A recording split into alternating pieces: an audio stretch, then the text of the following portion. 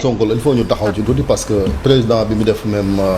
discours bi mu accordé woon journaliste yi moo fi mu njëkk wax waxu messianisme yéen aussi comme madame Diakhaté di wax à parler de messianisme vous parlez de Ousmane Sonko est-ce que am na lu fi bees parce que de tout temps yéen noonu ngeen ko mos a jàppee ay museel mi ba mu koy wax boobu ñëwagu leen pouvoir waaw mais xam nga dans l'histoire de Pastef il faut dissocier deux étapes historiques. Ousmane reproche yi ñu koy def bi ñu nekk opposition on lui faisait ces reproches là maanaam opposition bi dañ ko doon def mais ñun lecture politique bi ñu ci amoon mooy opposition bi c'était leur manière de se battre contre lui quoi maanaam d'utiliser mobiliser yenn arguments yi mooy du démocrate gëmul république ñun li ñu jàppoon à l'époque mooy parce que moom li mu leen opposé la ñu amul ay réponses parce que li ñu opposé woon ñi fi nekkoon c'était des questions de gouvernance publique bonne gouvernance ressources naturelles fiscalité et cetera donc à chaque fois ñoom au lieu de répondre à cela il lui opposait donc son profil de quelqu'un boo xam ne moom gëmul démocratie gëmul république donc ñun loolu dañ ko doon circonscrire rek dans le cadre de l'opposition politique mais il faut également bi ñu demee ba jël le pouvoir nous nous sommes rendus compte que critiques yooyu ñu ko doon def c'était des critiques fondées que Ousmane def ñoo nax def ñoo nëbbu boppam te mais parce que loolu dans son discours bi mu nekkee premier ñëpp dégg nañ ko la théorie du parti état qui n'est rien d'autre qu'une privatisation au profit d'un parti politique qui est une entité privée de la sphère publique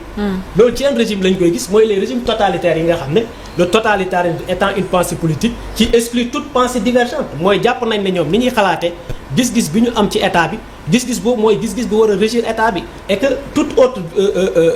vision divergente doit être amenée en prison doit être écartée moom moo fi utiliser ay termes damay effacer opposants yi donc loolu noonu bu ñu demee ba ñu jël état bi ñu war a am une gestion républicaine démocratique basée ko ci concertation basée ko ci dialogue ñu gis mu continuer la même dynamique mais liñ ci mën a wax mooy critiques yi nga xam ne yëpp daan nañ ko critiquer dans l'opposition aujourd'hui moom daf ko dëggal de sorte que le chef de l'État wax na ko avant mu koy limoger keroog bi ñu ko laajee ay mbiram dafa ne Ousmane tant que maa ngi am confiance moom nous allons continuer à être ensemble li ñu ci mën a jàngat bi ñu ci mën a am ci lu tax mu jëlee ko primature c'est parce que il n'a plus confiance en lui pas par rapport à sa propre personne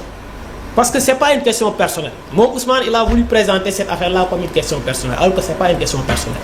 le président de la République y compris man en personne ou bien sa propre famille bu ñu demee ci république li ko intéressé c'est pas sa propre personne mais est-ce que li ngay def ni sa comportement sa posture est-ce que ça va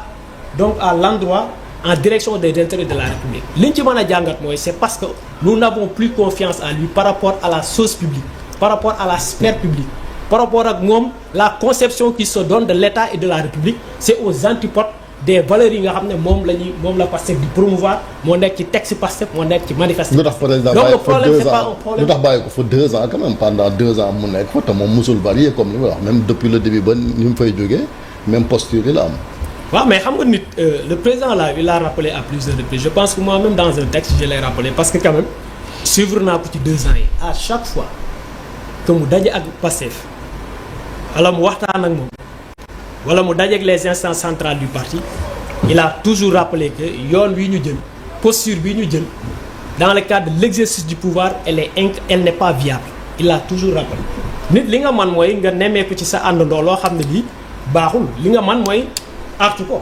pour nga am yaakaar ne dina ko bàyyi mais à un moment donné bu ko bàyyiwul mu dem ba am une posture boo xam ne bu ñu ko ci bàyyee il va compromettre li nga xam ne nous avons la responsabilité historique de le préserver et de le transmettre dans les formes ou bien dans les meilleures formes que ñu ko fekk mu jël ay responsabilités c'est ce qu'il a fait. moo tax mu jël ko. léegi monsieur Aldiouma sànq dégg nañ la nga wax argument yi nga xam ne